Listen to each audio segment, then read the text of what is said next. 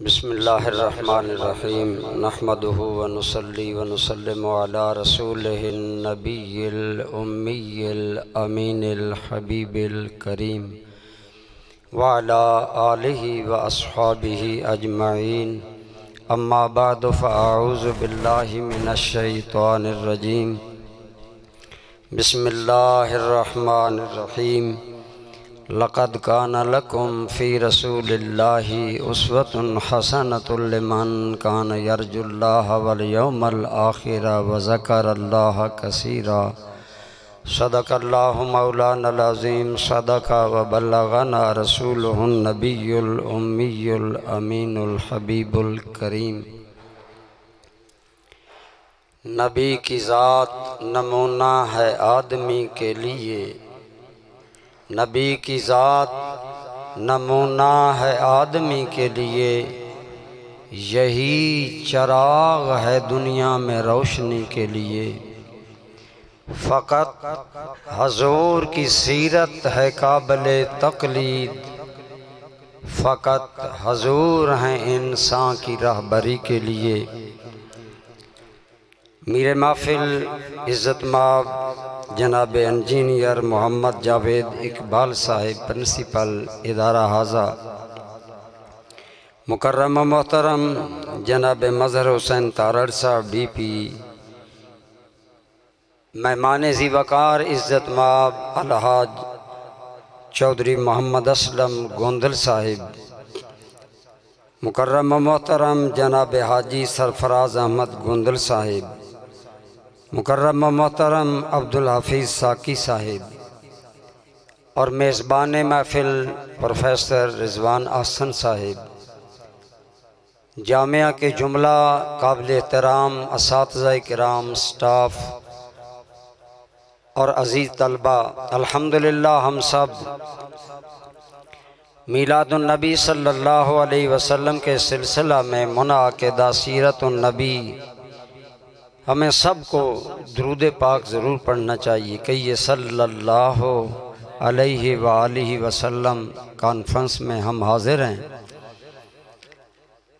سیرت کا لفظی معنی ہے چال چلن، زندگی گزارنے کا طریقہ، میتھڈ آف لائف، ایک انسان کیسے رہتا ہے، کیسے اٹھتا ہے، بیٹھتا ہے، معاملات حیات کرتا ہے۔ تو سیرت النبی کا معنی ٹھہرا نبی رحمت صلی اللہ علیہ وآلہ وسلم کی زندگی کا طریقہ، سلیقہ اور انداز حیات۔ دوستان ذی وقار، آپ میں ہم سب مسلمان ہیں، اور ایک مسلمان کی زندگی کا ماٹو اور مقصد حیات صرف یہ ہے کہ خالق و مالک اللہ راضی ہو جائے، ہم اللہ کے بندے بن جائیں۔ اب دوستان ذی وقار، ہماری زندگی کا مقصد ہے اللہ کی عبادت، اللہ کی اطاعت، اللہ کی رضا۔ وہ ہم کیسے حاصل کریں؟ اللہ کریم نے کرم کیا، ہمیں اپنی رضا، اپنا قرب پانے کے لیے اللہ نے ہمیں دو چیزیں عطا فرمائیں۔ ایک تھیوری ہے قرآن کریم، اور اس کا پریکٹیکل ہے سیرت النبی صلی اللہ علیہ وآلہ وسلم۔ گویا اللہ تعالیٰ نے فرمایا، میرے بندو اگر چاہتے ہو کہ میرے بندے بنو، میری عبادت کرو، میری رضا کے عمل ہو جاؤ، تو آنکھیں بند کر کے میرے مصطفیٰ کے راستے کے مطابق چلو، اور میرے نبی کی زندگی کو نمونہ بنا کر زندگی گزارو، تمہاری زندگی ساری میری عبادت بن جائے گی۔ اللہ تعالیٰ نے جس زندگی کو، جس سیرت کو اور جس میتھڈ آف لائف کو ہمارے لیے ماڈل بنایا، آئیڈیل بنایا، نمونہ بنایا، وہ ہے زندگی آپ کے اور میرے کریم آقا صلی اللہ علیہ وآلہ وسلم کی۔ اور اللہ تعالیٰ نے فرمایا، لَقَدْ كَانَ لَكُمْ فِي رَسُولِ اللَّهِ أُسْوَةٌ حَسَنَةٌ، ایمان والو تمہارے اندر رسول اللہ کی ذات میں حسین نمونہ موجود ہے۔ اسوہ حسنہ، حسین حسن والا نمونہ۔ میرے استاذی الکریم جسٹس پیر محمد کرم شاہ الازہری تفسیر ضیاء القرآن میں فرماتے ہیں سرکار کی زندگی کامل نمونہ ہے، سرکار کی زندگی خوبصورت نمونہ ہے، لیکن اللہ نے جو لفظ چنے اپنے حبیب کی زندگی کے لیے اور نمونہ کے لیے وہ الفاظ ہیں اسوۃ حسنہ، یعنی ایسا نمونہ جس کے اندر حسن ہی حسن ہے، اور ہر دل حسن کا شکار ہوتا ہے، ہر دل حسن چاہتا ہے، ہر دل حسن پسند ہوتا ہے۔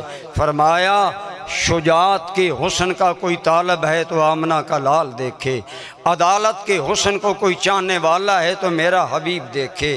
اگر کسی انداز کا، اخلاق، سیرت اور کردار کا، حسن کا کوئی طالب ہے تو میرے حبیب کی زندگی کو دیکھو، جس اینگل سے دیکھو گے، جس زاویہ سے دیکھو گے، جس جہت سے دیکھو گے، میرے محبوب کا ہر انداز حیات تمہیں حسین نظر آئے گا، اس کے اندر کشش، جاذبیت، تاثیر ہوگی۔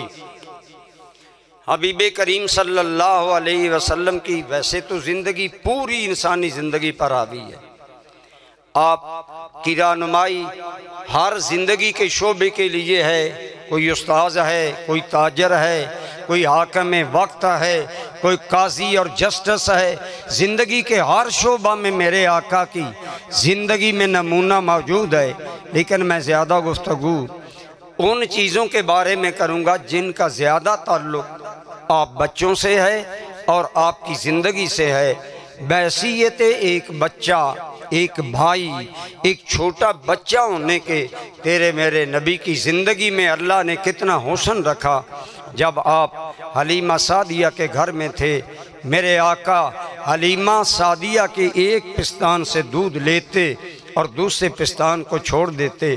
ابتداً سعدیہ کہتی ہیں میں پریشان ہوئی، لیکن چند دن جب میں نے اپنے مکی محمد کی حسین عادات کو دیکھا تو میرے دل نے گواہی دی، حلیمہ تیرا اپنا بچہ عبداللہ بھی دودھ پیتا ہے، یہ محمد کریم اس عظیم سیرت کا حامل بچہ ہے کہ تیری گود میں بھی اپنے حصے کا ایک پستان سے دودھ لے لیتا ہے، اور دوسرے کا اس لیے نہیں لیتا تاکہ تیرا بیٹا عبداللہ دودھ پی سکے اور کائنات کو پتہ چلے جو محمد عربی دنیا کو عدل کا سبق دینے آئے، عدل کا پہلا نمونہ حلیمہ سعدیہ کی گود میں پیش کیا۔ اسی لیے میں کہا کرتا ہوں میرے آقا تیری صورت، تیری سیرت زمانے میں نرالی ہے، تیری ہر ادا پیارے دلیل بے مثالی ہے۔ اللہ کی قسم میرے نبی کی ہر ادا پر دل قربان ہوتے ہیں، ضمیر فدا جاتا ہے، انسان سوچتا ہے نا تو ایک ہی بات سمجھ آتی ہے کہ مصطفیٰ کریم کی ہر ادا ایسی ہے جس پر دل و جان قربان کیا جائے۔ میرے کریم آقا لقد کان لکم فی رسول اللہ اسوۃ حسنہ، حلیمہ سعدیہ کے گھر میں جو وقت بسر ہوا، سعدیہ کہتی ہیں کبھی میرے بیٹے محمد میرے بچوں سے الجھے نہیں، کبھی کھانے کے لیے جلد بازی نہیں کی۔ بچوں میں ہوتا ہے جھپٹ کر خود زیادہ چیز لینا چاہتے ہیں، لیکن خود سوچ لو جو میرے پستان کا دودھ لینے میں انصاف کرتا ہے اس کی باقی زندگی میں عدل و انصاف کا عالم کیا ہوگا۔ یہ ہے اسوہ حسنہ۔ ایک بچہ ہونے کے ناطے، ایک چھوٹا انسان ہونے کے ناطے عموماً انسان کے کم اخلاق میں، عادات میں جھول ہوتا ہے، جلد بازی ہوتی ہے، انسان سے مختلف عادات ہوتی ہیں۔ تعمیر کعبہ ہو رہی ہے، کعبہ کی تعمیر باعث سعادت تھی، قریش کے سردار بھی پتھر اٹھا کر لا رہے تھے، تیرے میرے کریم آقا کا لڑکپن ہے، سرکار پتھر اٹھا کر اپنے ان نورانی کندھوں پر رکھ کر بیت اللہ کی دیوار کے قریب لا رہے تھے۔ کندھا مبارک ننگا تھا، پتھر کی رگڑ پڑنے سے آپ کے چچا کو محسوس ہوا میرے پھول جیسے محمد کا کندھا زخمی ہو رہا ہے۔ حضرت عباس حضور کے چچا جان آگے بڑھے، حضور نے چھوٹی سی تہ بند باندھی ہوئی تھی، تہ بند کھول کر ارادہ کیا کہ میں حضور کے کندھے پر رکھتا ہوں۔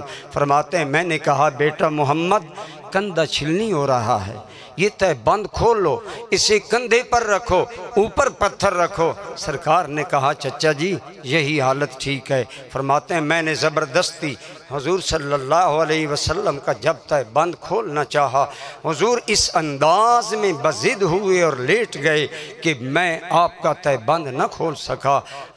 عباس ابن عبد المطلب حضور کے چچا کہتے ہیں میرے ضمیر نے کہا عباس تو اس کو ننگا کرنا چاہتا ہے جو دنیا کو حیا کا سبق دینے آیا ہے۔ بچپن ہے، حیائے محمدی کا یہ عالم ہے کہ آپ کے چچا جھوم کر رہ گئے، خوش ہوئے کہ میرا بیٹا بچپن میں اتنا حیادار ہے۔ بچپن میں بچے شرمیلے ہوتے ہیں لیکن جوانی میں نگاہیں بے باک ہو جاتی ہیں، نگاہیں اکھڑ جاتی ہیں، نگاہوں میں شہوت آتی ہے، نگاہوں میں جمال پرستی ہوتی ہے، نگاہوں میں حسن پرستی ہوتی ہے۔ جہاں حسن کا کوئی مجازی جلوہ نظر آیا وہیں نظر بہک گئی۔ لیکن صحابہ سے کسی نے پوچھا تھا تمہارے آقا محمد کریم جوانی میں کیسے تھے؟ سنے جملے صحابہ کے منہ سے نکلنے والے اور اپنی مقدر پر ناز کریں ہمیں کیسا باحیا رسول بطور نمونہ ملا۔ صحابہ کہتے ہیں لوگو کانا احیا کانا اشد حیاء من العذراء فی خدرہا، اے لوگو حیائے محمدی کا پوچھتے ہو، خدا کی قسم جوانی میں بھی آمنہ کا لال اتنا باحیا تھا، ایک کمواری لڑکی اپنے دوپٹے کی اوٹ میں اتنی باحیا نہیں ہوتی جتنا محمد جوانی میں باحیا تھا۔ میں کیوں نہ کہوں تیری صورت تیری سیرت زمانے میں نرالی ہے، تیری ہر ادا پیارے دلیل بے مثالی ہے۔ جوانی کی زندگی میں جس میں آپ ہیں، جب بچہ بالغ ہوتا ہے ماں باپ سے اس کے معاملات ہوتے ہیں۔ آپ کے اور میرے کریم آقا کے ماں باپ والد گرامی ولادت سے پہلے وصال فرما گئے، والدہ ماجدہ 6 سال کی عمر میں فوت ہو گئیں۔ میرے اور تیرے کریم کو نہ باپ دیکھنا نصیب ہوا، نہ مخدومہ کائنات سیدہ آمنہ کی خدمت کا موقع ملا۔ صرف اتنا موقع ملا اللہ سے اجازت لے کر جب امی کی قبر کی زیارت کے لیے گئے، صحابہ فرماتے ہیں اپنی امی کو یاد کر کے فبکا و ابکا مصطفیٰ اپنی محسنہ اماں کو یاد کر کے اتنے روئے کہ حضور خود بھی رونے لگے اور حضور کے رونے نے ہمیں بھی رلا دیا۔ گویا امت کے لیے نمونہ تھا۔ لوگو ماں کی بارگاہ میں دنیا پھول پیش کرے گی۔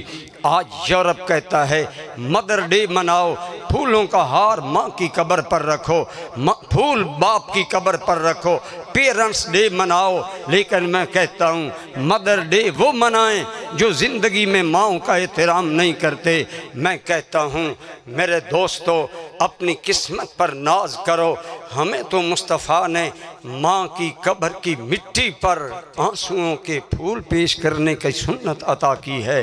اور آپ بتائیں جہاں چشم نبوت سے چھم چھم موتیوں کی طرح آنسو گر کر حضرت سیدہ آمنہ کی قبر کو معطر کر رہے تھے، وہاں محبت، اخلاص، فدائیت اور اپنی ماں پر قربان جانے کا کتنا جذبہ قلب محمدی میں موجزن ہوگا۔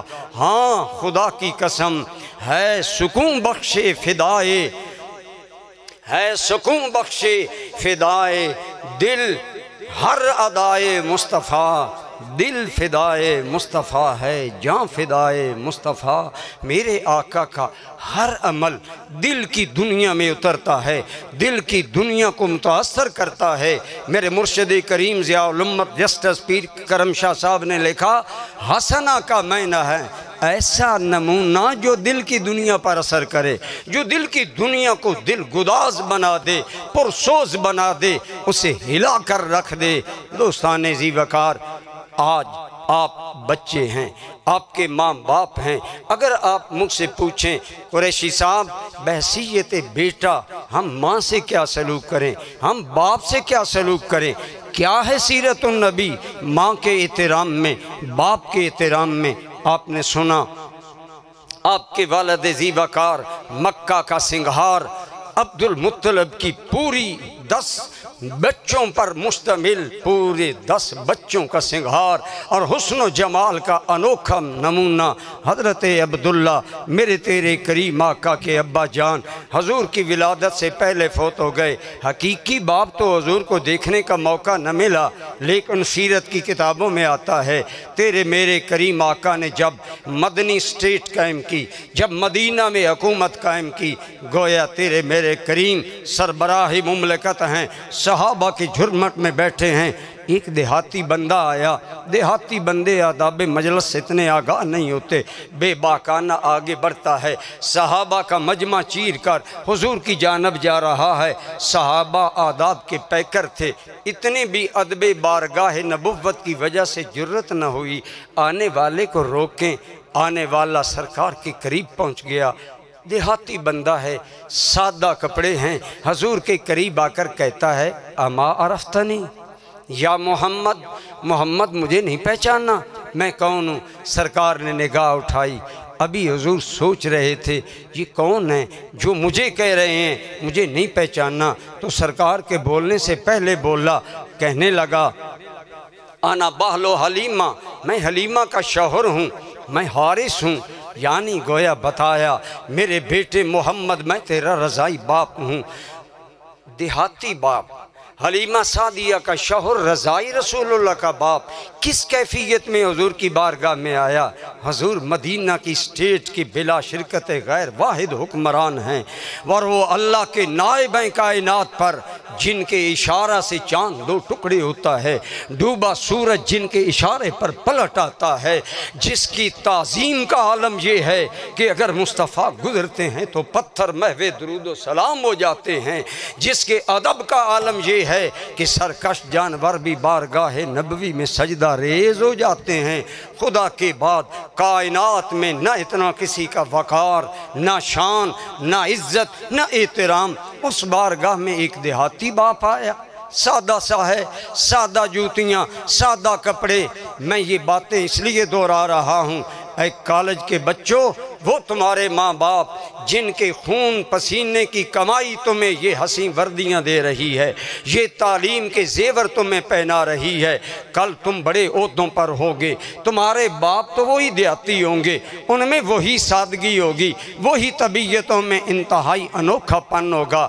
کہیں بڑے انجینئر بن کر، افسر بن کر، ڈائریکٹر بن کر، چیئرمین بن کر باپ کی وفاؤں کو بھول نہ جانا، فوراً آنکھیں بند کر کے سیرت النبی کا چیپٹر کھولنا اور دیکھنا حلیمہ کا شوہر میرے نبی محترم کئی صلی اللہ علیہ وآلہ وسلم کے رضائی باپ جب حضور کے پاس پہنچے، میرے تیرے نبی کا بیہیویئر کیا تھا، رد عمل کیا تھا؟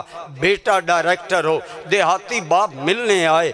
میں نے ایک دوست سے سنا، ایک لڑکا کالج میں پڑھتا تھا، باپ گاؤں سے بیٹے کو خرچ دینے آیا، ماہانہ اخراجات دینے آیا، جب ریسپشن پر بچہ باپ کو ملنے آیا، 2 دوست ساتھ ہیں، اب دل میں کہنے لگا میرے باپ سادہ ہیں، اگر میں نے بتایا یہ میرے باپ ہیں، یہ میرا جوک کریں گے، مذاق اڑائیں گے۔ انہوں نے کہا یہ کون ہے؟ کہنے لگا یہ میرے گاؤں کا کمی ہے۔ آج کی اس جدید دور کی تعلیم نے تیری نظروں میں خون پسینہ لگا کر تمہیں عزتیں دے کر یہاں پہنچانے والے باپ کو کمی بنا دیا۔ یہ ہے آج کی تعلیم، یہ ہے آج کی تہذیب یورپ۔ ہم جس کے عاشق بنتے ہیں، جس کی تقلید کرتے ہیں، لیکن یہ وہ سوچ ہے جو دنیاوی سوچ ہے۔ آئیے میرے کریم نے دیہاتی باپ کو جب نظر اٹھا کر دیکھا تو روایات میں آتا ہے وہ ذات جو سید الانبیاء ہے، جو نبیوں کے سردار ہیں، رسولوں کے تاجدار ہیں اور ساری کائنات کے رحمت للعالمین سردار ہیں، رب العالمین کے محبوب پیارے نبیوں کے سرتاج ہیں، یوں ہی حضور سنتے گئے نا، حارث ہے، حلیمہ کا شوہر ہے، میرا رضائی باپ ہے۔ فقام النبی صلی اللہ علیہ وسلم، رسول رحمت کھڑے ہو گئے، حارث کو گلے لگا لیا، ساری محفل کو حضور بھول گئے۔ آنے والے دیہاتی سادہ باپ، اور باپ بھی حقیقی نہیں رضائی باپ ہے، اسے اپنے پاس بٹھایا، حضور محو گفتگو ہو گئے، سارے لوگ حیران ہیں، نبی رحمت کی ساری توجہ ادھر۔ فرمایا کیسے آنا ہوا حارث؟ حارث نے کہا اے محمد بیٹے، قحط سالی نے ہماری کمر توڑ دی، غربت نے زندگی اجیرن بنا دی، قد ثقلت علینا الحیات، زندگی ہم پر بڑی بھاری اور بوجھل ہو گئی ہے۔ تیری امی حلیمہ نے کہا ہے جاؤ میرے بیٹے محمد کے پاس، میں آیا ہوں۔ آگے سے بولے نہیں کیوں آیا ہوں، آنے کا پس منظر بیان کیا۔ سرکار کے گھریلو امور کے نگران تھے حضرت سیدنا بلال حبشی رضی اللہ تعالی عنہ۔ بلایا، بلال ہمارے گھر میں ہے کوئی چیز اپنے رضائی باپ کو دینے کے لیے؟ یا رسول اللہ کہیے صلی اللہ علیہ وآلہ وسلم، آقا ہمارے آپ کے ہاں صرف 10 بکریاں ہیں اور گھر میں کوئی چیز نہیں، نہ سونا نہ چاندی نہ آسائش سے حیات۔ آج ہمارے ہاں ریل پیل ہے وسائل کی، ہم پھر بھی خدا کے ناشکرے بنتے ہیں، شکوے کرتے ہیں۔ یہ 2 جوڑے ہیں، 5 جوڑے ہیں، اتنے جوڑے نہیں۔ رسول کائنات کا عالم کیا تھا؟ اعلیٰ حضرت نے کہا تھا کہ کل جہاں ملک اور جو کی روٹی غذا، اس شکم پر کنات پہ لاکھوں سلام۔ سید کائنات ہیں، کائنات گھر میں کنات کا یہ عالم ہے۔ فرمایا بلال لاؤ بکریاں، حضرت بلال بکریاں لائے۔ صحابہ کی محفل گم سم منظر دیکھ رہی ہے، بکریاں آ گئیں، حضرت حارث کے آگے بکریاں لگا کر فارغ نہیں کر دیا۔ میں بار بار بات اس لیے دہرا رہا ہوں، آج میرے معاشرے کا نوجوان ماں باپ کے احسان بھول گیا، ان خدمت گزار ماں باپ کو بھول گیا جن کے صدقے ہمیں عزتیں ملی۔ آپ بتائیں اگر میں آپ لوگوں کے سامنے، اگر ان ارباب علم و دانش اور ان بڑے لوگوں کے سامنے میں چند فکرے بولنے کے قابل ہوں، ایمان سے بتائیں میرے ماں باپ کا کوئی دخل نہیں ہے؟ ہاں میں تو کہتا ہوں دوستان ذی وقار، یہ ساری ہماری عزتیں ہمارے ماں باپ کی مرہون منت ہیں، ان کی شب بیداریاں، شب گزاریاں، خدمت گزاریاں، وہ خود بھوکے رہتے ہیں، تمہاری فیسیں ادا کرتے ہیں، وہ خود پھٹے پرانے کپڑے پہنتے ہیں، ہمیں اعلیٰ لباس پہناتے ہیں۔ یوں ہی تو نہیں ہے بہاروں میں جوبن کمال، شامل کسی کا خون جگر ضرور ہے۔ ہمیشہ یاد رکھا کریں تیری زندگی کی بہاروں میں، تیری زندگی کے حسین پھولوں میں تیرے ماں باپ کا خون جگر ہے۔ میرے کریم نے صرف بکریاں دے کر نہیں فارغ کر دیا، حضرت حارث کے ساتھ ہو لیے، دور تک حارث کو الوداع کیا۔ صحابہ دیکھ رہے ہیں، گویا تیرے میرے نبی نے ہمیں بتایا کہ اگر باپ کے احترام کا سلیقہ میری سیرت میں تلاش کرنا چاہو تو دیکھنے والوں دیکھو، اگر رضائی باپ کی خدمت، احترام اور توقیر کا یہ عالم ہے تو خود سوچ لو اگر میرے حقیقی باپ عبداللہ مجھے ملتے تو میری فدائیوں کا عالم کیا ہوتا، میری خدمت گزاریوں کا عالم کیا ہوتا۔ میرے آقا یقیناً ہے سکون بخشے دل و جان ہر ادائے مصطفیٰ، دل فدائے مصطفیٰ ہے جان فدائے مصطفیٰ۔ لقد کان لکم فی رسول اللہ اسوۃ حسنہ، یہ کیسا حسین اسوہ ہے۔ آج اگر ہر بچہ اتنا وفادار، اتنا اپنے رضائی باپ کا بھی خدمتگار ہو، حقیقی باپ کا بھی وفا شعار ہو، ایمان سے بتائیں یہ تیرا میرا معاشرہ جو آج انارکی، جو آج بے سکونی کی جہنم بن چکا ہے، کیا یہی معاشرہ جنت نظیر نہ بن جائے؟ کیا اسی معاشرے میں محبت، اخوت، فدائیت، قربانی اور خدمت گزاری کی وہ جنتی ہوائیں نہ چلیں جن سے بوڑھے ماں باپ کے دل مرجھائے ہوئے گلاب کی طرح کھل جائیں؟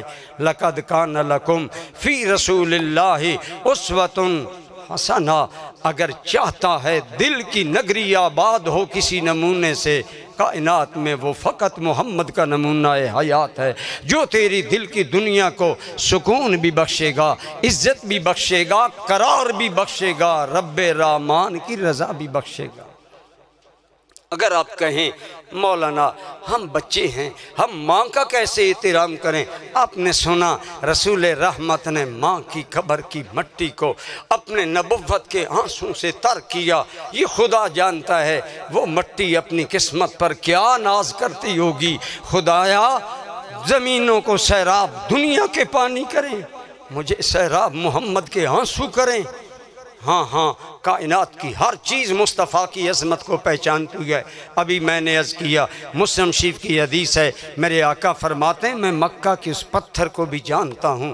میں نے ابھی نبوت کا دعویٰ نہیں کیا تھا، میں جب بھی گزرتا وہ مکہ کا پتھر مجھے سلوٹ کرتا، سلام کرتا، درود و سلام بھیجتا، السلام علیکہ یا رسول اللہ۔ آپ بتائیں جنہیں پتھر بھی پہچانے ان کے آنسوؤں پر مٹی کے جذبات کا عالم کیا ہوگا، تیرے میرے لیے کیا نمونہ ہوگا۔ لیکن اگر ماں کا نمونہ جاننا چاہیں، آپ جانتے ہیں بچپن میں سرکار کریم صلی اللہ علیہ وسلم کی تربیت آپ کے شفیق و مہربان چچا جناب ابو طالب جو حضرت علی کے والد گرامی ہیں، انہوں نے حضور کی تربیت کی، اور سرکار کریم 8 سال کی عمر کے بعد حضرت ابو طالب کے گھر میں رہے، پلے، جوان ہوئے۔ حضرت ابو طالب کی بیوی کا نام ہے فاطمہ بنت اسد، یہ حضرت علی کی امی جان ہیں۔ انہوں نے اس لاڈ سے تیرے میرے نبی کو پالا کہ کہتے ہیں سرکار جب تک میں دسترخوان پر نہیں آتا تھا فاطمہ بنت اسد بچوں کے لیے دسترخوان نہیں کھولتی۔ میرا محمد آ جائے، میرا وہ دل کا سہارا آ جائے، میرا وہ آنکھوں کا تارا آ جائے، حضور آتے، دسترخوان کھلتا، جو ہوتا کھاتے۔ حضور کی برکت سے دسترخوان میں بھی برکتیں ہو جاتی۔ سرکار نے زندگی فاطمہ بنت اسد کے گھر میں گزاری۔ حضرت فاطمہ بنت اسد فوت ہو گئیں، مولا علی کی امی جان کا وصال ہو گیا۔ اب تدفین کا موقع آیا، ہماری مائیں بھی جاتی ہیں دنیا سے، ہر بچہ اشک بار ہوتا ہے، لیکن خدا کی قسم لقد کان لکم فی رسول اللہ اسوۃ حسنہ، تیرے نبی کا انداز حیات کیا ہے، تیرے نبی کی سیرت کا انداز کیا ہے، تیرے نبی نے اپنی مجازی ماں کو کیسے دنیا سے رخصت کیا۔ حقیقی ماں تو آمنہ ابوا میں آرام پسند تھیں۔ آج فاطمہ بنت اسد کا جنازہ اٹھا، رسول رحمت کی آنکھوں سے چھم چھم آنسو جاری تھے۔ فرمایا لوگو جب قبر تیار ہو جائے، حضور حضرت علی کی امی کو امی کہتے تھے، میری امی میری امی، بتائیں اس کائنات کی خوش بخت عورت کے مقدر کا عالم کیا ہے جنہیں نوریوں اور بشریوں کا سردار میری اماں کر کے پکارتا تھا۔ حضرت فاطمہ بنت اسد رضی اللہ تعالی عنہا آپ کی قبر تیار ہو گئی۔ فرمایا مجھے بتانا میری امی کی قبر تیار ہو، قبر تیار ہو گئی۔ ماں کی جدائی کا وقت آ گیا، نبی رحمت کا عالم کیا، آنسوں سے چہرہ نبوت پہلے بھیگا ہے۔ حضور نبی رحمت حضرت فاطمہ کی قبر میں لیٹے اور حد کر دی وفاؤں کی، حد کر دی مہربانیوں کی، قبر میں لیٹ گئے تیرے میرے نبی، اور محبوب خدا عرض کرتے ہیں اللہم انی اسألک بحقی و بحق الانبیاء من قبلی، مولا میں تیرا رسول ہوں، میں تیرا حبیب ہوں، میرے حق کا واسطہ اور تیرے پہلے نبی جو گزرے ان کے حق کا واسطہ مالک میں قبر میں اس لیے لیٹا ہوں کہ یہ قبر کی مٹی میری اماں کے لیے سکون بن جائے، میری اماں کے لیے قرار بن جائے، میری اماں کے لیے جنت کی بہار بن جائے۔ ایمان سے بتائیں دوستان ذی وقار، جس مٹی سے مصطفیٰ کا بدن مس ہو جائے نا، امت کے فرقے ہیں، اختلاف ہیں، اس میں کوئی اختلاف نہیں، ہر فرقے کا یہ عقیدہ ہے رسول رحمت جہاں قبر انور میں ہے نا، قبر کی مٹی کا جو حصہ رسول اللہ کے بدن کو مس کر رہا ہے، سب امت کا عقیدہ ہے انہو افضل من عرش اللہ، وہ خدا کے عرش سے بھی زمین کا ٹکڑا اعلیٰ ہے۔ جس مصطفیٰ کے بدن کی توقیر شرف، عزت اور کرامت کا یہ عالم ہے کہ زمین کے جس ٹکڑے سے حضور آج لگے ہیں وہ عرش الہی سے اعلیٰ ہے۔ تو بتائیں فاطمہ بنت اسد کی قبر کی ان نورانی بہاروں کا عالم کیا ہوگا۔ حضور رو بھی رہے ہیں، عرض کر رہے ہیں مولا میری امی تیری بارگاہ میں آ رہی ہے، مالک میری امی پر رحم کرنا۔ بتائیں اگر سیرت میں ایک ماں کے ساتھ وفاؤں، خدمت گزاریوں اور نیاز مندیوں کا سلیقہ لینا چاہیں تو لَقَدْ كَانَ لَكُمْ فِي رَسُولِ اللَّهِ أُسْوَةٌ حَسَنَةٌ، فرمایا میرے نبی کی حسن والی زندگی دیکھو، میرے نبی کی جمال والی زندگی کو دیکھو۔ جو بات دیکھو گے تمہیں کہنا پڑے گا تیری صورت تیری سیرت زمانے میں نرالی ہے، تیری ہر ادا پیارے دلیل بے مثالی۔ میرے تیرے کریم آقا، آپ نے آپ کی عمر کے لوگوں کو کیا انداز حیات دیا، بزرگوں سے کیسے پیش آئیں۔ یہ تو انداز تھا ماں باپ سے پیش آنے کا۔ معاشرے کے بزرگ خواہ اساتذہ ہوں خواہ عام معاشرے کے بزرگ ہوں، میرے کریم نے ایک شیڈول دیا، بڑا عجیب ارشاد ہے سنیں۔ فرمایا من لم یرحم صغیرنا ومن لم یوقر کبیرنا فلیس منا، او کما قال علیہ السلام۔ فرمایا میری امت کے جو بڑا چھوٹوں پر رحم نہیں کرتا اور جو چھوٹا بڑوں کا احترام نہیں کرتا وہ ہم سے نہیں ہے۔ گویا سیرت النبی کا سبق کیا ہے، چھوٹے بزرگوں کا احترام کرو، بزرگ چھوٹوں کو اہمیت دیں، محبت دیں، شفقت دیں، پیار دیں، مہربانیاں عطا کریں۔ میرے کریم صلی اللہ علیہ وآلہ وسلم کی حضرت خدیجہ الکبریٰ مکہ کی امیر ترین عورت ہیں، خاندان اعلیٰ، ماں باپ اس وقت کے اندر بڑے قریشی سردار۔ خدیجہ الکبریٰ کی مالی حالت یہ ہے، بھرے مکہ میں خدیجہ کے پلے کا کوئی مالدار آدمی نہیں۔ حضرت خدیجہ مکہ کی مالدار خاتون تھیں، یہ تو کتابوں میں ہم نے پڑھا، یہ نہیں آپ نے پڑھا ہوگا۔ حضرت خدیجہ کا کردار کیا تھا زمانہ جاہلیت میں؟ تیری میری پہلی امی ام المومنین حضرت خدیجہ رضی اللہ تعالی عنہا کا معاشرے میں لقب تھا طاہرہ۔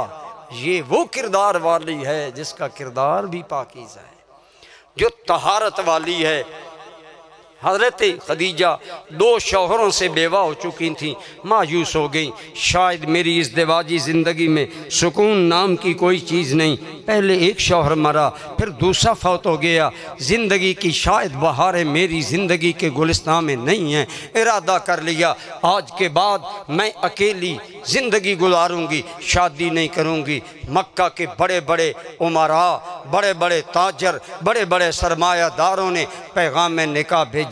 حضرت خدیجہ ایک ہی جواب دیتی، میں نے نکاح نہ کرنے کا ارادہ کر لیا ہے۔ ایک مرتبہ آپ نے پڑھا ہے سیرت کی کتابوں میں، حضرت خدیجہ الکبریٰ نے حضور کو مال دے کر شام تجارت کے لیے بھیجا، ساتھ اپنا غلام لگایا، کہا محمد کریم کا اٹھنا بیٹھنا، خلوت جلوت معاملات ان کو چیک کرنا، مجھے آ کر بتانا محمد کریم کا اخلاق کیسا ہے۔ اس غلام نے واپس آ کر نا تیرے میرے نبی کی سیرت کا ایسا نقشہ کھینچا۔ حضرت خدیجہ بڑی ذہین تھی، بہت عالی ظرف عورت تھی، اللہ نے انہیں چننا تھا، ملکہ کائنات بنانا تھا، رسول رحمت رسول کائنات کی پہلی زوجہ محترمہ بنانا تھا، اور جنتی عورتوں کی سردار فاطمہ الزہرا کی امی بنانا تھا۔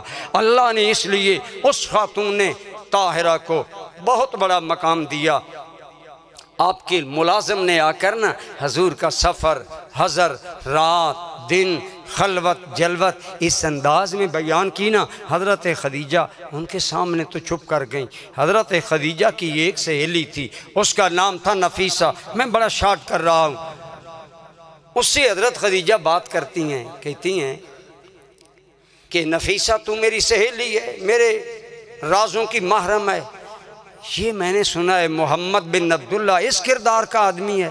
کہنے لگے ہاں، انہوں نے کہا میں پتہ کرتی ہوں۔ نفیسہ نے تحقیق کی، اس نے کہا جتنا حسین کردار اور حسین سیرت تجھ سے بیان کی گئی ہے نا، اس سے زیادہ حضرت محمد مصطفیٰ۔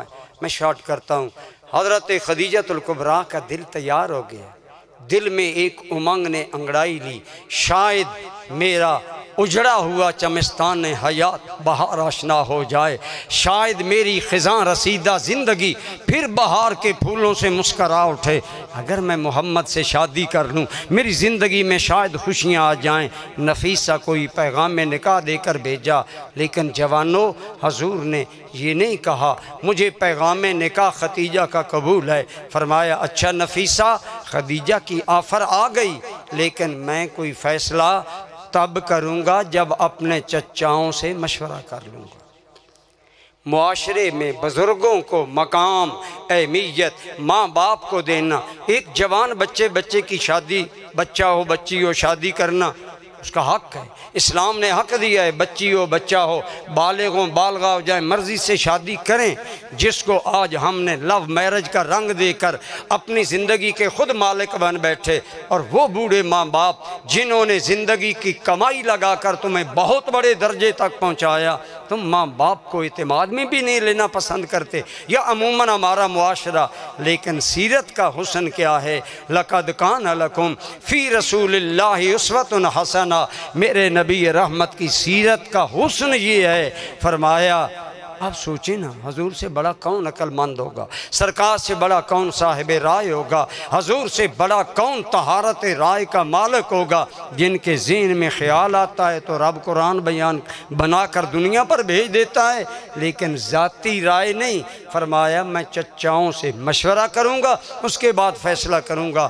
گویا آپ کو مجھے بتایا معاشرے میں بزرگوں کا احترام ہونا چاہیے، ان کی رائے کا احترام ہونا چاہیے، ان کی سرپرستی کو قبول کرنا یہ میری سنت ہے، میرا طریقہ ہے۔ اور واضح بات ہے، میں انگلینڈ میں تھا، وہاں میرے سٹوڈنٹ تھے، وہاں میں نے ایک مسلم یوتھ آرگنائزیشن کے نام پر بچوں کی تنظیم بنائی۔ ویکینڈ پر میں انہیں دینی تعلیمات دیتا، وہاں بہت زیادہ ضرورت ہے، لیکن یہاں میرا پنڈ دادن خان آنا ناگزیر تھا۔ بہرحال وہاں بچے مجھ سے ایک دن کہنے لگے کہ جناب اسلام کیوں پابندی لگاتا ہے کہ جوان بچی مرضی سے شادی کر لے؟ میں نے کہا تم جس ماحول میں رہتے ہو یہ تو عورت کی آزادی کے گن گاتا ہے، اور یورپ آج اسی کو اپنا ماٹو اور فخر بناتا ہے۔ لیکن سنو، اسلام میں بالغ لڑکی ہو یا لڑکا ہو اس کو خود نکاح کرنے پر کوئی پابندی نہیں، نکاح کرے، جائز ہے، حلال ہے، مرضی ہے کرے، کر سکتا ہے۔ لیکن اسلام نے اتنا ضرور کہا ہے کہ شادی سے پہلے اگر ماں باپ سے مشورہ کر لو گے تو تیری زندگی میں سکون آ جائے گا۔ کیا یہ حقیقت نہیں؟ میں نے انہی لڑکوں سے سوال کیا، آپ بتائیں، آپ نشیب و فراز حیات کو زیادہ جانتے ہیں؟ آپ زندگی کی تلخیوں یا خوشیوں کو زیادہ جانتے ہیں، یا آپ کا باپ زیادہ جانتا ہے، آپ کی ماں زیادہ جانتی ہے؟ کہنے لگے اس میں تو کوئی شک نہیں، وہ زندگی گزار کر گئے، ان کے تجربات حیات ہماری نسبت زیادہ ہیں۔ میں نے کہا صرف اسی بیس پر اسلام نے کہا ہے کہ ان کے تجربات زندگی زیادہ ہیں، ان سے مشورہ کر لو گے تو آنے والی زندگی کے دن بہار آشنا ہو جائیں گے، زندگیوں میں سکون ہوگا، قرار ہوگا۔ بہرحال معاشرے کے بڑوں کا احترام کرنا چاہیے۔ آج ہمارے معاشرے میں بزرگوں کا احترام ختم ہوتا جا رہا ہے۔ ہم دیکھتے ہیں جوان نسل، جنگ جنریشن، بڑے آدمی کی اہمیت، شخصیت کو کوئی عزت نہیں دیتے۔ میرے بھائی، میرے عزیزو، یہ ہماری شیوہ حیات نہیں، یہ ہمارا انداز حیات نہیں۔ حضرت ابو درداء حضور کے ایک صحابی ہیں، کہتے ہیں ہم گلی میں جا رہے تھے، کیا مدینہ کی حسین گلیاں ہوں گے جہاں آمنہ کے لال چلتے ہوں؟ لا اقسم بہذا البلد وانت حل بہذا البلد، میرے یار جن گلیوں میں تیرے قدم لگے میں خالق کائنات قسمیں اٹھاؤں گا۔ یہ ہے تیرے میرے نبی کا مقام، احترام، شان۔ حضور نبی رحمت جا رہے ہیں، ابو درداء کہتے ہیں سرکار کریم صلی اللہ علیہ وسلم آگے آگے ہیں، پھر میں ہوں، پھر حضرت ابو بکر صدیق ہیں۔ سرکار نے چلتے ہوئے یکدم توقف فرمایا، میری طرف دیکھ کر فرمایا ابو درداء انکا تتقدم من نبی بکر، تم ابو بکر سے آگے چلتے ہو، حالانکہ ابو بکر عمر میں بھی تم سے بڑا ہے۔ نیکی میں بھی بڑا ہے، تقوی میں بھی بڑا ہے۔ گویا میرے رسول رحمت نے بزرگوں کا احترام یہاں تک کرنے کا حکم دیا کہ حضرت ابو درداء کو صدیق اکبر کے آگے چلنے پر ٹوکا اور گویا بتایا میری سیرت کا یہ پہلو ہے کہ بزرگوں کو احترام دو، وقار دو، عزت دو۔ میرے عزیزو، آج آپ بس سٹاپ پر جائیں، آپ پارک میں جائیں، آپ سفر میں جائیں، بزرگوں کا احترام کریں، سفید ریش مومنوں کا احترام کریں۔ میرے کریم آقا کہ صلی اللہ علیہ وآلہ وسلم کا ارشاد گرامی ہے، آپ صلی اللہ علیہ وآلہ وسلم کی حدیث ہے کہ جس بندہ مومن کے بال ایمان میں سفید ہو جائیں نا، اسلام میں سفید ہو جائیں، اس بندہ مومن کا نوری ملائکہ بھی احترام کرتے ہیں۔ جس بندہ مومن کے بال سفید ہو جائیں حالت ایمان میں، اس کا ملائکہ حیا کریں۔ ہمیں ضرور سوچنا چاہیے سیرت النبی کی پر نور اور خوشبودار فضاؤں میں بیٹھنے والوں، ہمیں سوچنا ہوگا جن بزرگوں کا احترام ایمان والوں کا نوری ملائکہ کریں، ہمیں کرنا چاہیے کہ نہیں کرنا چاہیے۔ اور اگر آپ ڈیپلی سوچیں نا، بڑی حسین بات ایک محدث نے کی، فرماتے ہیں گویا جو فرشتہ ہے وہ سفید بال ریش مومن کا احترام کرتا ہے، تو گویا بتایا جوانو اگر تم بھی اپنے معاشرے کے سفید ریش بزرگوں کا احترام کرو گے تو تم بھی ملائکہ کی طرح عزتوں والے بن جاؤ گے۔ فرشتوں سے بہتر ہے انسان بننا، مگر اس میں پڑتی ہے محنت زیادہ۔ الحمدللہ زندگی میں کتنی بار ایسا ہوا کہ سیٹ پر بیٹھے ہوتے تھے، کوئی بزرگ ماں، کوئی بزرگ باپ، بزرگ آ جاتے، ہم لوگ کھڑے ہو جاتے، ان کے منہ سے اتنی دعائیں، اتنی بلائیں، اتنی محبتیں نکلتی کہ دل خوش ہوتا۔ شاید یہی دعائیں ہمارا بیڑا پار کر دیں۔ لَقَدْ كَانَ لَكُمْ فِي رَسُولِ اللَّهِ أُسْوَةٌ حَسَنَةٌ، اے لوگو تمہارے لیے میرے نبی کی زندگی میں ہر اعتبار سے نمونہ موجود ہے۔ آپ سارے، میرا ٹائم ہو گیا ہے، میں اپنی گفتگو کو بس اسی پر ایک بات کر کے ختم کرتا ہوں۔ آج ہمارے معاشرے میں بے چینی، بے سکونی، بڑی معذرت سے میں 2-3 منٹ لوں گا۔ بے سکونی کی ایک وجہ یہ ہے کہ ہم اپنے غصے پر قابو نہیں پاتے، فوراً ایکسپائر ہو جاتے ہیں، جس کے نتیجے میں ہماری عدالتوں میں مقدمات، لڑائیاں، قتل، فتنے، فساد۔ اگر ہم رسول اللہ کی سیرت کو سامنے رکھیں تو فرمایا لیس الشدید بالسرعہ انما الشدید الذی یملک نفسہ عند الغضب، بہادر وہ نہیں ہوتا جو مد مقابل کو بچھاڑ دے، بہادر وہ ہوتا ہے۔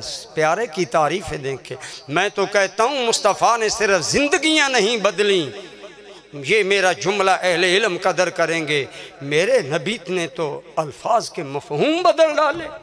بہادری لوگ سمجھتے ہیں مد مقابل کو زیر کر لینا، میرے آقا نے فرمایا مد مقابل کو زیر کرنا بہادری نہیں ہے، بہادری یہ ہے کہ غصے کے وقت تو اپنی ذات پر کنٹرول کرے، حلم، برداشت۔ میرے آقا آئے، عثمان ابن طلحہ نامی آدمی ہے، اس کے پاس کعبہ کی چابی ہے، فرمایا کعبہ کھولو میں 2 نفل اللہ کی بارگاہ میں پڑھ لوں۔ کہنے لگا محمد مکے کا ادنا بچہ کہے دروازہ مکے کعبے کا کھلے گا، محمد بن عبداللہ کے لیے دروازہ نہیں کھلے گا، تو نے ہمارے معاشرے میں بد امنی پھیلائی، تو ہمارے بتوں کو غلط کہتا ہے، ہم تیرے لیے دروازہ نہیں کھولیں گے۔ میرے کریم نے کیا فرمایا؟ سرکار نے حضرت عثمان بن طلحہ کا یوں ہاتھ پکڑا، فرمایا عثمان بن طلحہ تو کہتا ہے مکہ کا کوئی بندہ کہے کعبے کا دروازہ کھلے گا، محمد کے لیے نہیں کھلے گا۔ حضور نے اس کے ساتھ جھگڑا نہیں کیا، کوئی بات نہیں کی، ہاتھ تھام کر نے ایک جملہ بولا، جملہ بول کر فرمایا عثمان وہ دن کیسا ہوگا جو تو دیکھے گا کہ اسی کعبہ کی چابی محمد کے ہاتھ میں ہوگی، اور میں جسے چاہوں گا دوں گا۔ نبی کے لیے ایسے باتیں کرنا کوئی اچنبا حیرت نہیں، عالم غیب نبی کی آنکھوں کے سامنے ہوتا ہے۔ عثمان ابن طلحہ ٹھٹک گیا، کہنے لگا اتذل القریش فی ذالک اليوم، اگر کعبہ کی چابی تیرے ہاتھ میں آئے گی تو یہ بڑے بڑے قریشی سردار ذلیل ہوں گے، یہ کہاں جائیں گے؟ ابو لہب، عتبہ، عتیبہ، شیبہ، یہ بڑے بڑے ہمارے سورما سردار، یہ کہاں جائیں گے؟ میرے کریم نے، آپ دیکھیں نا جذبات، یہ نہیں کہا یہ اس دن ذلیل ہوں گے، یہ رسوا ہوں گے، یہ میرے سامنے سرنگوں ہوں گے، ندامت، جرم کی ندامت آنکھ، نہیں، کوئی ایسا جملہ نہیں۔ وہی بات، بہادر وہ نہیں جو غصے میں مد مقابل کو بچھاڑے، بہادر وہ ہے جو ذات پر کنٹرول کرے۔ بس اتنا بولا، فرمایا قریش کیوں ذلیل ہوں گے؟ جس دن کعبہ کی چابی میرے ہاتھ میں ہوگی اس دن قریش کی عزت کا پھریرا لہرا رہا ہو۔ حضور جا رہے ہیں، عثمان بن طلحہ حیرت سے سوچ رہا ہے اس زبان سے جو بات نکلتی ہے وہ سچی ہوتی ہے، ایسا ہوگا، ایک دن آئے گا۔ پھر دن آیا، کعبہ فتح ہو گیا، حضرت بلال نے کعبۃ اللہ میں خدا کی کبریائی والا نام بلند کیا، اللہ اکبر۔ مکہ کے وہ پہاڑ جو ترس گئے تھے اپنے نام، اپنے خالق کا نام سننے، آج مکہ کی وادیاں تیرے میرے خدا کی کبریائی سے گونج رہی ہیں۔ تیرے میرے نبی محترم فاتح لیڈروں کی طرح گردن تن کر نہیں آ رہے۔ عاجزی کا عالم یہ ہے، سرکار جس اونٹنی پر بیٹھے ہیں اتنا عاجزی انکساری سے سرکار کا سر انور جھک گیا، حتیٰ کہ حدیث میں آتا ہے آپ کا سر مبارک کچاوے کو چھونے لگا۔ عاجزی کا پیکر بنے محمد بن عبداللہ داخل ہوا، فرمایا اینا عثمان بن طلحہ، اب لوگ کھڑے ہیں، ہمیں قتل کیا جائے گا، ہم سے کیا کیا گن گن کر بدلہ لیا جائے گا۔ اعلان ہوا، بڑے مجمع میں 10,000 تو صحابہ تھے، مکہ کے لوگ تھے، بہت بڑا مجمع حرم کے قریب تھا۔ اعلان ہوا، کہاں ہے عثمان بن عفان؟ اے عثمان بن طلحہ کہاں ہے وہ؟ اب آپ بتائیں عثمان بن طلحہ کس حال میں آگے آیا ہوگا؟ شرمندگی، ندامت، حسرت۔ پھر آج اسی ذات کے سامنے میں مجرم بن کر پیش ہو رہا ہوں۔ اب عقل تو کہہ رہی تھی اب تیری خیر نہیں، تیری تکہ بوٹی ہوگی، لیکن عثمان بن طلحہ کو بلا کر فرمایا میں نے کہا تھا نا ایک دن آئے گا کعبہ کی چابی میرے ہاتھ ہے۔ فرمایا میں جس کو چاہوں دے سکتا ہوں۔ اگلا جملہ سنو عزیز سٹوڈنٹس، میرے مہربان اساتذہ، قوم کے محسن اساتذہ، میں آپ کے پرنسپل سے عرض کر رہا تھا ہمیں تو گھٹی میں یہ بات ڈالی گئی ہے کہ استاذ قوم کا محسن ہوتا ہے، اس کا احترام، اس کی عزت، اس کی توقیر، اس کا احترام ہم پر لازم ہے۔ اے معماران قوم، اے محسنان قوم، میرے نبی نے کیا جواب دیا؟ فرمایا عثمان میں چابی جسے چاہوں دے سکتا ہوں؟ ہاں دے سکتے ہیں یا رسول اللہ۔ فرمایا سنو، تو کہتا تھا مکے کا جو بندہ چابی مانگے ملے گی، محمد کو نہیں ملے گی۔ آج میں بھرے مجمع، اب حضور کے چچا حضرت عباس ابن مطلب بھی کھڑے ہیں، آپ کے ویر عزیز مولا علی بھی کھڑے ہیں، اپنے رشتہ دار کھڑے ہیں، اسلامی خدمات کا سہرا رکھنے والا صدیق اکبر بھی کھڑا ہے، حضور کا شیر عمر بن خطاب بھی کھڑا ہے۔ سرکار نے چابی کسی کو نہیں دی۔ فرمایا عثمان تم کہتے تھے چابی محمد کو نہیں ملے گی، آج محمد کہتا ہے چابی صرف عثمان کو ملے گی۔ اسی عثمان بن طلحہ کے ہاتھ پر میرے نبی نے چابی رکھی۔ عثمان میرے کریم کے کرم، تیرے نبی کی سیرت کی جاذبیت میں جھوم گیا، آنکھوں سے آنسو جاری ہیں اور زبان سے کہتا ہے اشہد اللہ الہ الا اللہ وان محمدن عبدہ ورسولہ۔ یہ حلم، یہ برداشت، یہ غیب کی خبریں، یہ آئندہ کی اطلاعیں، یہ بندہ نوازیاں، یہ دشمن نوازیاں صرف اللہ کا نبی ہی کر سکتا ہے، اور کوئی نہیں کر سکتا۔ میں کہتا ہوں عزیز بچوں، آج یورپ کہتا ہے اسلام تلوار کے زور سے پھیلا، میں کہتا ہوں نہیں، اسلام میرے نبی کی سیرت کے زور سے پھیلا ہے۔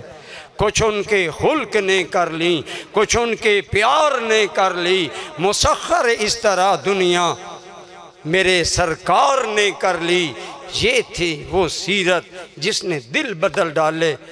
اگر آپ اور میں بھی سرکار کی سیرت اپنا لیں، اللہ کی قسم، فیلسوف اقبال حضرت علامہ اقبال نے کہا تھا لوگوں ذرا بتاؤ تو صحیح، سراپا حسن بن جاتا ہے جس کے حسن کا عاشق۔ بھلا اے دل حسین ایسا بھی کوئی ہے حسینوں میں؟ ارے دنیا کے حسین خود ہوتے ہیں، میرا محمد وہ ہے جس نے رسول کی سیرت اپنائی، بولو وہی حسین بن گیا۔ بایزید بستامی کے پڑوسی میں بچہ رویا، فرمایا پتہ کرو بچہ رو رہا ہے، یہودی کا گھر ہے۔ خادم نے کہا یہودی گھر میں نہیں، اندھیرا ہے، بچہ اندھیرے میں سوتا نہیں۔ فرمایا چراغ میں تیل ڈالو، ان کے گھر دیا اور کہنا جب تک یہودی واپس نہ آئے نا میرا چراغ تمہارے گھر میں رہے۔ یہودی واپس آیا، یہودن نے کہا کمال ہے بایزید، وہ مسلمان ہم یہودی، اتنے دنوں سے اس کا چراغ میرے گھر میں ہے۔ دونوں اٹھے، شکریہ سے نیاز مند ہو کر آئے، حضرت شکریہ ہم آپ کے مذہب پر نہیں، آپ نے ہمارے بچے کی نیند کے لیے اتنے دن چراغ دیا۔ میرے آقا نے کیا جواب دیا؟ فرمایا میں نے کوئی تم پر احسان نہیں کیا، میں نے تو اپنے نبی کی سیرت پر عمل کیا ہے کہ غیروں سے بھی حسن سلوک کرو۔